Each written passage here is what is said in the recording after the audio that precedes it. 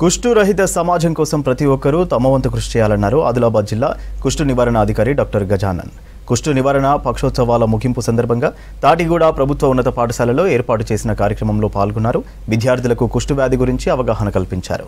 ప్రాథమిక దశలో వ్యాధి గుర్తించి చికిత్స తీసుకుంటే ఎలాంటి అంగవైకల్యం రాదన్నారు. ఎండిటి చికిత్సతో ఏ దశలోనైనా కుష్టు వ్యాధిని పూర్తిగా నయం చేయొచ్చన్నారు. అన్ని ప్రభుత్వ హాస్పిటల్స్లో కుష్టు వ్యాధికి ఉచితంగా మందులు అందజేస్తున్నట్టు తెలిపారు. అందరికీ తెలుసు, ఇది కూడా ఒక సూక్ష్మ క్రిమితో వస్తుంది. మైకోబ్యాక్టీరియం లెప్రే అనే సూక్ష్మ క్రిమితో వస్తుంది. మనకి ఎలాగైతే జలుబు, దగ్గు ఇవన్నీ సూక్ష్మ క్రిముల ద్వారా వస్తాయో, కుష్టు వ్యాధి కూడా మైకోబ్యాక్టీరియం లెప్రే అనే సూక్ష్మ క్రిమి గాలిలో ఉండదు అన్నారు. ఎవరికైతే సివియర్ డిసీజెస్ ఉంటారో వాళ్ళు దగ్గినప్పుడు, తుమ్మినప్పుడు ఆ సూక్ష్మ క్రిమి గాలిలో ద్వారా మిగతా వారికి వచ్చే ప్రమాదం ఉంటుంది. అర్థమైనా?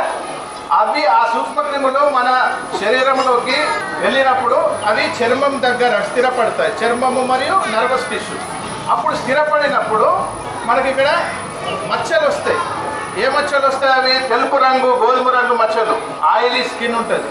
ఆ మచ్చల్ని మనము ఎప్పుడైతే టచ్ చేస్తామో అక్కడ స్పర్శ ఉండదు.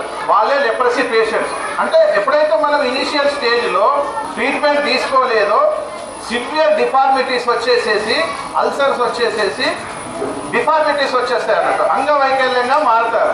అలాంటి స్టేజ్ మనం రాకుండా ఉండాలంటే ఇనీషియల్ స్టేజ్లోనే మనం ఒకవేళ గుర్తించి ఆ మచ్చలు ఉన్న వాళ్ళు అందరూ ఒకవేళ లెప్రసీ అని అనిపిస్తే మనము దానికి ట్రీట్మెంట్ ఉంటుంది. ట్రీట్మెంట్ అనేది మల్టీ డ్రగ్ థెరపీ.